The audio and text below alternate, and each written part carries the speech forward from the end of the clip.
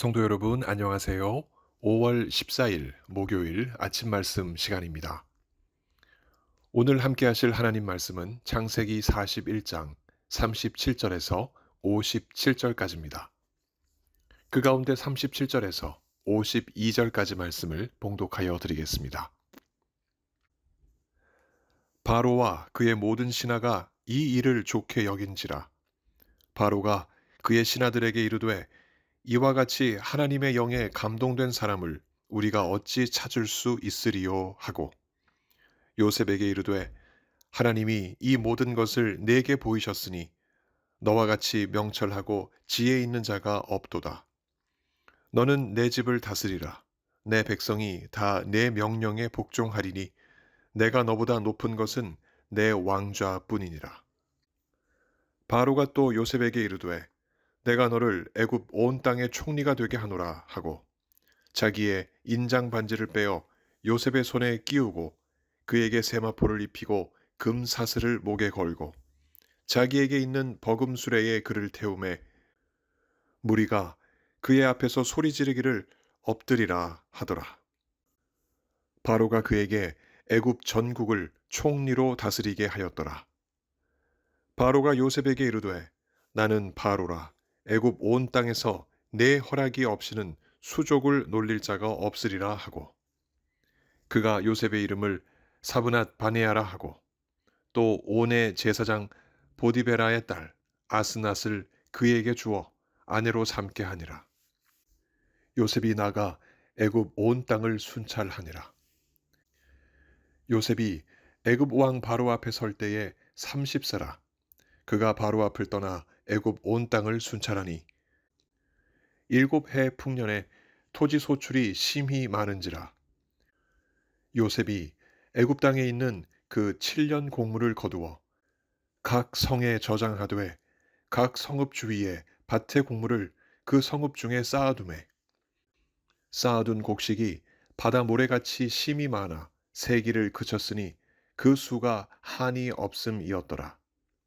흉년이 들기 전에 요셉에게 두 아들이 나되 곧 온의 제사장 보디베라의 딸 아스낫이 그에게서 낳은지라. 요셉이 그의 장남의 이름을 므낫세라 하였으니 하나님이 내게 내 모든 고난과 내 아버지의 온 집 일을 잊어버리게 하셨다 하미요. 차남의 이름을 에브라임이라 하였으니 하나님이 나를 내가 수고한 땅에서 번성하게 하셨다 함이었더라. 아멘. 인생은 다양한 옷을 입고 살아가는 여정입니다. 사람이 태어나서 처음 입는 옷은 베넷저고리입니다. 무병장수와 복, 그리고 사랑을 담아낸 베넷저고리는 한 인생의 시작을 알리는 귀한 옷입니다. 사람이 자라서 학교에 가면 교복을 입습니다. 교복은 지식과 정서 그리고 신체가 조화롭게 자라는 시기를 알려줍니다. 사람이 자라서 성인이 되어 직장이나 군대에 가면 유니폼을 입습니다. 유니폼은 그 조직의 한 일원으로서 일하는 충실함을 말해줍니다. 그러다 혹여 사람이 잘못된 선택을 하여 감옥에 가면 수용복을 입습니다. 수용복은 죄수의 잘못을 뉘우치고 교화시키려는 목적에서 사용됩니다. 그렇게 한 인생은 다양한 옷을 입고 살다가 끝에는 수의를 입습니다. 수의는 임종을 맞은 그 인생에 대한 예우를 담아냅니다. 이렇듯 인생은 다양한 옷을 입고 살아가는 여정입니다. 그런데 여기 질문이 하나 있습니다. 베넷 저고리가 상징하듯 인생을 진정한 무병장수와 복, 그리고 사랑으로 이끄는 것이 있는가? 있다면 무엇일까? 하는 것입니다. 오늘 본문이 이 질문에 분명한 답을 줍니다. 오늘 본문의 요셉은 애굽의 총리를 상징하는 세마포 옷을 입었습니다. 이 세마포 옷을 입기까지 지난 13년 동안 요셉은 다양한 옷을 입고 살아왔습니다. 17세 때 부친에게 사랑받는 아들로서 채색 옷을 입었었고, 이후 형들의 손에 팔려 보디발의 종으로 살 때에는 종의 옷을 입었으며, 그 집의 가정 총무가 되었을 때에는 가정 총무의 옷을 입었고, 이후 보디발의 아내의 모함으로 죄인이 되었을 때에는 감옥에서 수용복을 입었으며, 그 감옥에서 간수장의 배려로 재반 사무를 감당할 때에는 그의 직책에 걸맞는 옷을 입었었고, 그러다가 바로의 꿈을 해석해 준 그 일로 인해 나이 30세에 애굽 총리의 옷을 입었습니다. 17세부터 30세까지 13년 동안 요셉은 그렇게 다양한 옷을 입고 살아왔습니다. 옷을 여러 번 바꾸어 입으면서 요셉은 무슨 생각을 했을까요? 인생에서 황금같이 여겨지는 10대와 20대를 빛바랜 옷을 입고 음울한 분위기 속에 살다가 30살 나이에 빛나는 옷을 입고 화창한 분위기에서 살게 된 요셉의 마음은 무슨 생각으로 가득 차 있었을까요? 그것은 다름 아닌 하나님의 영이었습니다. 요셉의 꿈 해몽에 무릎을 치며 감탄했던 바로가 요셉을 두고 신하들에게 이렇게 발언했습니다. 이와 같이 하나님의 영에 감동된 사람을 우리가 어찌 찾을 수 있으리요? 그리고 요셉을 향해 바로는 이렇게 말했습니다. 하나님이 이 모든 것을 내게 보이셨으니 너와 같이 명철하고 지혜 있는 자가 없도다. 너는 내 집을 다스리라. 내 백성이 다 내 명령에 복종하리니 내가 너보다 높은 것은 내 왕자뿐이니라. 바로는 요셉이야말로 하나님의 영에 감동된 사람, 즉 하나님의 영이 거하는 사람인 것을 알아챘습니다. 말하자면 요셉이 바로의 꿈을 명쾌하게 해석하고 대처할 지혜를 갖게 된 것은 요셉의 특출난 능력에서가 아니라 그 안에 있는 하나님의 영에서 비롯되었다는 사실을 말합니다.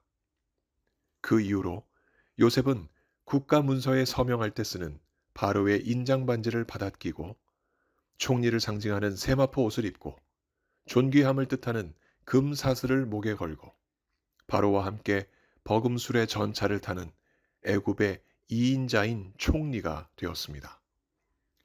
그렇게 총리가 된 후 풍년이 든 7해 동안 흉년을 지혜롭게 대비했습니다. 30에 총리의 옷을 입은 요셉의 마음에는 무엇이 있었을까요? 하나님의 영입니다. 요셉은 자신이 채색 옷을 입었을 때에도, 종의 옷을 입었을 때에도, 수용복을 입었을 때에도, 그리고 지금 세마포를 입고 있는 상황에도 하나님의 영이 변함없이 자신과 함께 있다는 사실을 믿었습니다. 그 사실이 요셉이 낳은 두 아들의 이름에 묻어나 있습니다. 총리가 된 요셉은 이름을 애굽식으로 바꿉니다. 사브낫 바네야, 곧 하나님이 말씀하시니 그가 살리라 라는 뜻을 가진 이름입니다. 그리고 당시 태양신 온을 섬기던 애굽의 제사장 보디베라의 딸 아스낫과 결혼하여 두 아들을 낳았습니다. 맏 아들의 이름은 므낫세였습니다. 히브리 말 발음으로 잊어버림이라는 뜻을 연상케 하는 이 이름을 두고 성경은 이렇게 해설합니다. 하나님이 내게 내 모든 고난과 내 아버지의 온 집 일을 잊어버리게 하셨다 함이요. 채색 옷과 종의 옷, 수용복을 입으며 겪어왔던 고난과 가족과 헤어져 살게 된 고통을 하나님이 잊어버리게 해 주셨다는 의미입니다. 지난 13년간의 고통의 세월에도 하나님의 영이 함께 하셨다는 신앙 고백이 아닐 수 없습니다. 이러한 하나님의 영과 함께 살아가는 요셉의 신앙은 둘째 아들의 이름에도 묻어나 있습니다. 둘째 아들의 이름은 에브라임이었습니다. 히브리 말 발음으로 번성함이라는 뜻을 연상케 하는 이 이름을 두고 성경은 이렇게 해설합니다. 하나님이 나를 내가 수고한 땅에서 번성하게 하셨다 함이었더라. 지난 13년간의 고통의 세월이 끝나고 이제 펼쳐진 번성의 세월에도 하나님의 영이 함께 하신다는 신앙 고백인 것입니다. 성도 여러분, 오늘 이 아침 우리가 이 성경을 묵상하며 기뻐하고 감사할 이유가 있습니다. 요셉과 함께 하셨던 하나님의 영이 오늘 우리와 함께 하신다는 사실에서입니다. 우리는 지금까지 다양한 옷을 입고 살아왔습니다. 베네 쪼그리도 입었었고, 교복도 입었었으며, 유니폼도 입었었고, 그 밖에 다양한 옷을 입고 지금까지 살아왔습니다. 그 옷을 입고 슬픔과 고통의 시절을 지나기도 했고, 그 옷을 입고 풍요와 번영을 지나기도 했습니다. 그때나 지금이나 내가 지금 무슨 옷을 입고 있다 해도 변함이 없는 것은 무엇입니까? 하나님의 영이 우리와 함께 거하신다는 사실 아니겠습니까? 이것이 하나님의 은혜입니다. 그러면 이 은혜는 어떻게 우리에게 왔습니까? 하나님이 우리를 그 위대한 예정 가운데 예수 그리스도의 십자가 구속의 은혜로 우리를 불러 제자로 삼으시고 백성으로 삼으시며 자녀로 삼아 주셨기에 우리는 그 은혜를 입게 되었습니다. 그 은혜는 예수님이 제자들에게 하나님의 영, 곧 성령을 약속하시는 그 말씀에서 더욱 분명하게 나타납니다. 내가 아버지께 구하겠으니 그가 또 다른 보혜사를 너희에게 주사 영원토록 너희와 함께 있게 하리니 그는 진리의 영이라. 세상은 능히 그를 받지 못하나니 이는 그를 보지도 못하고 알지도 못함이라. 그러나 너희는 그를 아나니 그는 너희와 함께 거하심이요 또 너희 속에 계시겠음이라. 요한복음 14장 16절과 17절의 기록입니다. 그 하나님의 영이 우리 속에 거하셔서 우리에게 하시는 역사를 두고 예수님은 또 이렇게 약속하셨습니다. 보혜사 곧 하나님께서 내 이름으로 보내실 성령 그가 너희에게 모든 것을 가르치고 내가 너희에게 말한 모든 것을 생각나게 하리라. 요한복음 14장 26절의 기록입니다. 또 진리의 성령이 오시면 그가 너희를 모든 진리 가운데로 인도하시리니 그가 스스로 말하지 않고 오직 들은 것을 말하며 장래일을 너희에게 알리시리라. 요한복음 16장 13절의 기록입니다. 예수님의 이 약속이 오늘 우리에게 모두 이루어져서 성령은 우리 안에 함께 계시고 진리의 말씀을 기억나게 하시며 그 진리대로 따라 살도록 인도해 주십니다. 뿐만 아니라 사도 바울이 로마서 13장 14절에 기록하듯 예수 그리스도로 옷 입고 정욕을 위하여 육신의 일을 도모하지 않고 살 수 있도록 성령께서 우리를 이끌어 주십니다. 그렇게 성령을 통해 우리는 우리의 심령이 새롭게 되어 하나님을 따라 의와 진리의 거룩함으로 지으심을 받은 새 사람으로 살아가게 됩니다. 에베소서 4장 23절, 24절의 내용입니다. 결국 요셉이 누렸던 성령의 은혜를 하나님은 우리 모두에게도 동일하게 주신 것입니다. 그러니 성도 여러분, 인생의 여정 가운데 우리가 무슨 옷을 입고 있든지, 그 옷을 입고 울고 있든지 웃고 있든지, 무슨 상황에 놓여 있든지, 어떠한 상황에도 하나님의 영은 우리와 함께 하십니다. 이 믿음이 우리에게 살아있는 한 우리는 우리가 입은 옷 안에 거하시는 하나님의 영을 바라봅니다. 그 성령 하나님이 우리를 이끄시고 우리를 책임져 주십니다. 이 믿음으로 이 아침 하나님께 감사하고 찬송하는 우리 모두가 되길 축복합니다.